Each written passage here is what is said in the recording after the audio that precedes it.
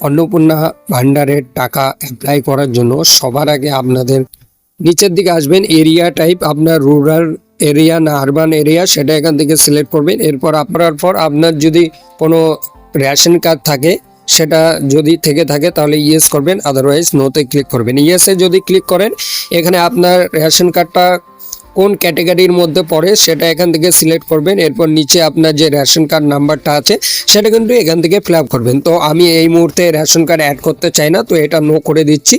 এরপর সিম্পলি নেক্সটে ক্লিক করুন।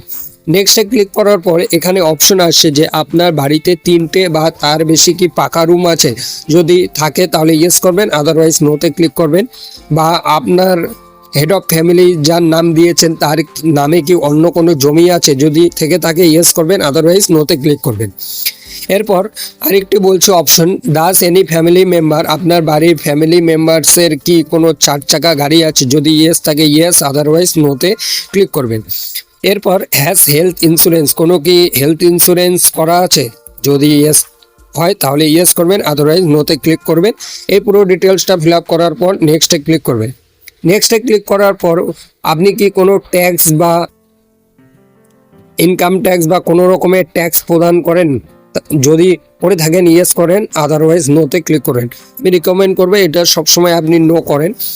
আপনার কাছে কি কোনো প্যান কার্ড আছে, যদি প্যান কার্ড থাকে ইয়েস করেন। ইয়েস করার পর এখানে প্যান কার্ড অ্যানুয়াল ইনকাম এখানে ফিল আপ করুন। তো এই মুহূর্তে আমি কোনো প্যান কার্ড অ্যাড করতে চাই না, তো আমি নো করে দিচ্ছি। এরপর আপনার অ্যানুয়াল ইনকাম সেটা এখান থেকে ফিল আপ করবেন। ফিল আপ করে নেওয়ার পর আপনি কোন এমপ্লয়মেন্টে কাজ করেন, আপনি গভর্নমেন্ট সেক্টরে কাজ করেন না স্যালারিড, না আপনি কোনো কাজই করেন না বা পার্ট টাইম জব, সেটার কিন্তু ক্যাটাগরি আপনার দেওয়া আছে এখানে, আপনারা আপনাদের অনুযায়ী এখান থেকে সিলেক্ট করবেন। এরপর এডুকেশন কোয়ালিফিকেশন এখান থেকে আপনি সিলেক্ট করে নেবেন আপনাদের অনুযায়ী। এরপর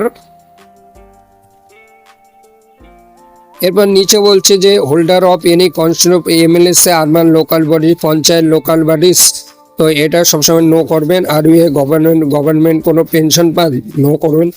আর ইউ রেজিস্টার্ড আন্ডার জিএসটি, এটাকে নো করবেন। এরপর নেক্সটে ক্লিক করবেন। নেক্সটে ক্লিক করার পর আপনি কি সিএ এর আওতায় পড়েন, যদি ইয়েস থাকে তো অ্যাপ্লাই করবেন, আদারওয়াইজ নট অ্যাপ্লিকেবল। রিকমেন্ড করবো এই দুটোই আপনি নট অ্যাপ্লিকেবলে সিলেক্ট করে রাখুন। এরপর নেক্সটে ক্লিক করুন।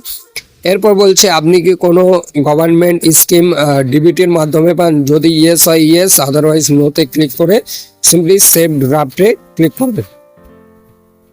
এরপর ড্রাফটটি কিন্তু সিলেক্ট হয়ে যাবে। এরপর সিম্পলি মেম্বার 2 যে আছে এইখানে যে যার আপনি অন্নপূর্ণা যোজনার জন্য ফর্মটা ফিল আপ করছেন তার কিন্তু এখানে ডিটেলস সেমভাবে আপনাকে ফিল আপ করতে হবে। সবার আগে যার জন্য ফিল আপ করছেন তার নাম কি আছে সেটা এখানে সিলেক্ট করুন।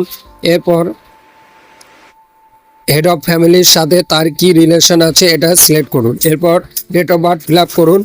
এরপর এখানে জেন্ডার সিলেক্ট করুন, কোন ক্যাটেগরিতে পড়ছে সেটা এখান থেকে সিলেক্ট করুন। রিলিজন, আধার কার্ডের সাথে মোবাইল নম্বর কোনটা লিঙ্ক আছে সেটা এখানে সিলেক্ট করুন। ডিসএবিলিটি স্ট্যাটাস কি নো সেটা সিলেক্ট করুন।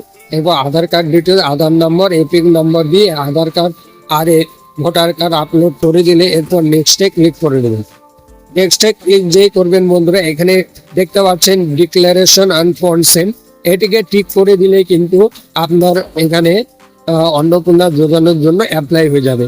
এই সিম্পল প্রসেসটা ফলো করে বন্ধুরা খুব সহজে আপনারা বাড়িতে বসে অন্নপূর্ণা যোজনার জন্য অ্যাপ্লাই করতে পারেন। আশা করি বুঝতে পেরেছেন কিভাবে অন্নপূর্ণা যোজনার অ্যাপ্লাই করতে হয়। দেখা হচ্ছে খুব তাড়াতাড়ি পরের ভিডিওতে। আশা করি এই ভিডিওটা দেখার পর খুব সহজে আপনি বাড়িতে বসে অন্নপূর্ণা যোজনার জন্য অ্যাপ্লাই করতে পারবেন। ধন্যবাদ।